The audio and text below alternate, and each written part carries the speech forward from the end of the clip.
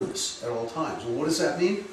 That means that God can emanate not only one other being, but many, many other beings who possess equivalent qualities and are also complete. And yet, although he emanates so many complete units of complete consciousness and complete life, he does not become diminished in any way. That's the meaning of this mantra. It's a fantastic concept of God. And this is the opening mantra of the first Upanishad. Remember last night we were talking about Vedas and Upanishads. The Vedas will leave you with many, many questions. So the Upanishads take up these questions one at a time. And the first question they take up is, what is the meaning of God? What is the source of everything? Om Purnam, the complete whole, the complete unit is the source.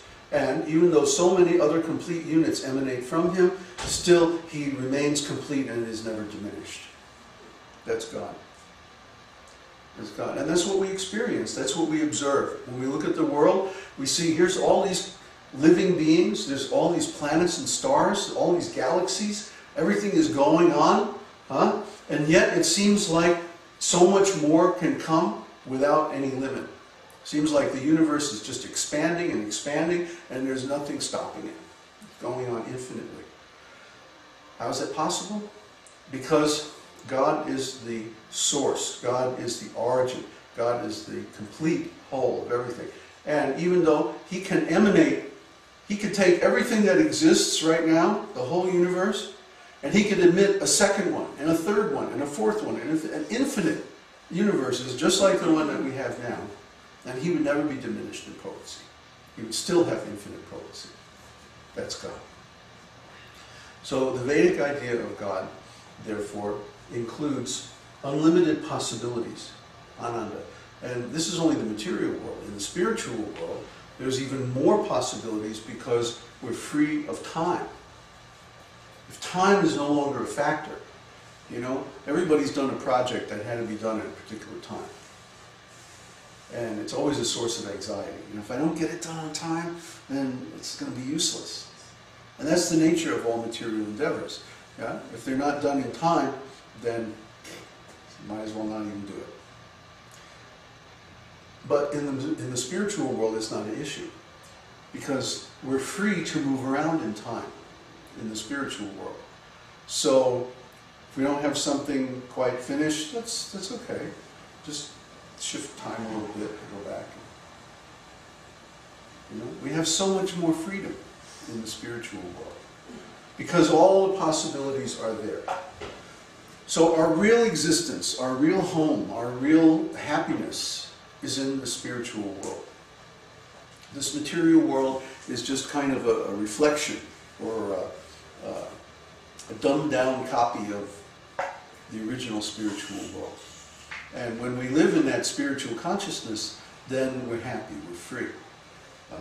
We have complete knowledge, complete existence, complete love, complete happiness. Everything is there in completion. Om Purnam Adaha Purnamidam Purnat Purnam Udachite Purnasya Purnam Adaya. Because God can emanate unlimited units. He's never short of anything. He's never running out of it. Purnam eva vashishyate. He remains the complete source, the complete balance, without diminution. So when we chant this mantra, Om Namo Bhagavate Vasudevaya, we are putting ourselves in touch with that source. It's just like when you have a radio signal. You know, how does radio work?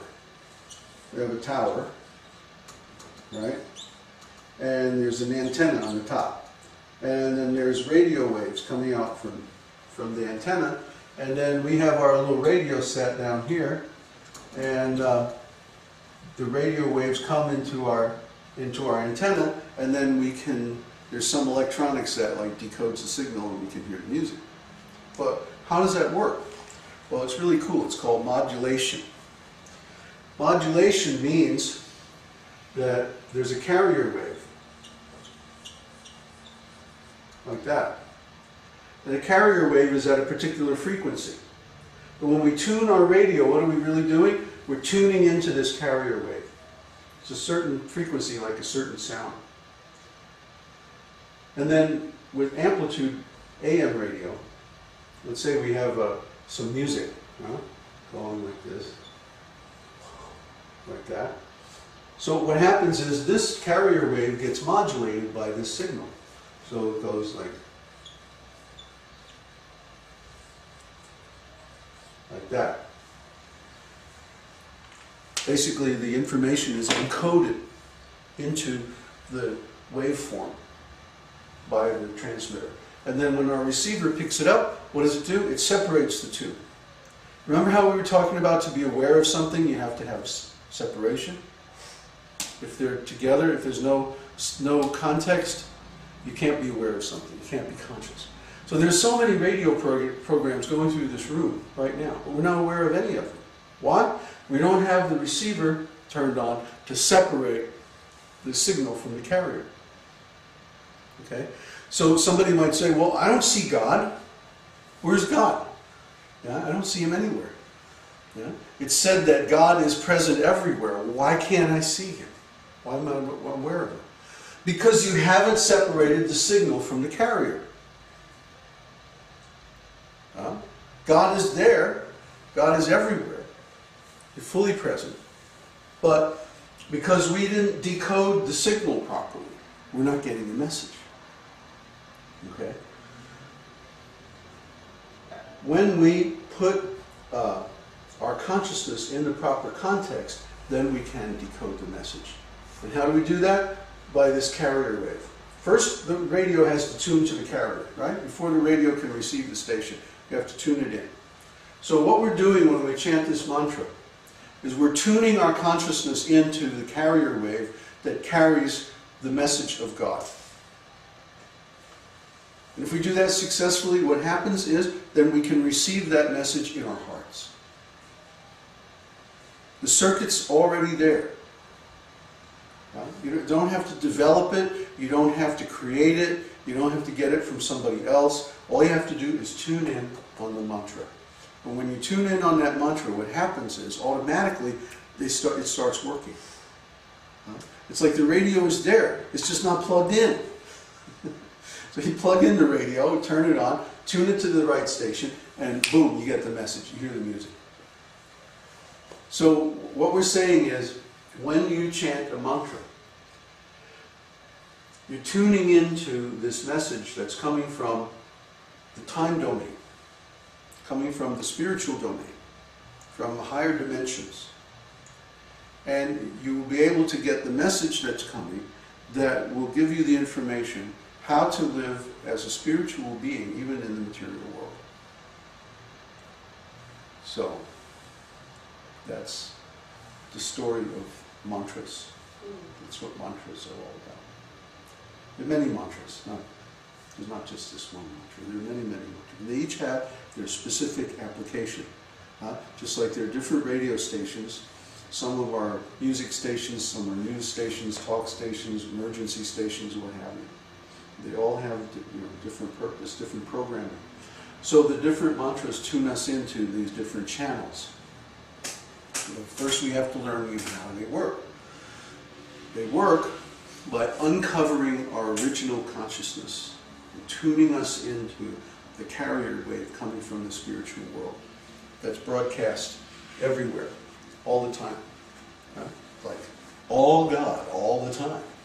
So if we tune into this station, then we can detect this. So what's going on? When we get inspiration, who was telling me? Oh, you were telling me last night, Randy, about your idea about, the 3D laser projector thingy and all of that. And you were telling me, remember you were telling me, it's just coming through me. It's just, I'm just the instrument, and I'm getting this inspiration. And it's like time for this idea to manifest. If we know this, it's a common thing that happens in the world, that several scientists will get the same idea at the same time. Isn't it? In the history of science, it's like there'll be a particular question, and several people will be looking into it, and all of a sudden they'll get the same idea right around the same time. So how do we explain that? It's that the message is coming. It's time for this thing to manifest. So who's going to pick up on it? So because you have the background, you're tuning into the carrier by thinking in that area of subject matter, then that message will manifest to you and you'll be able to decode it and you'll actually be able to build the thing. Because you get the vision. How many stories are there of physicists, like, you know, stepping onto the bus and getting this incredible epiphany of how things really work, or what's really going on? This is a very common theme in science, what to speak of art. I mean, Mozart talked about that. He would get a whole symphony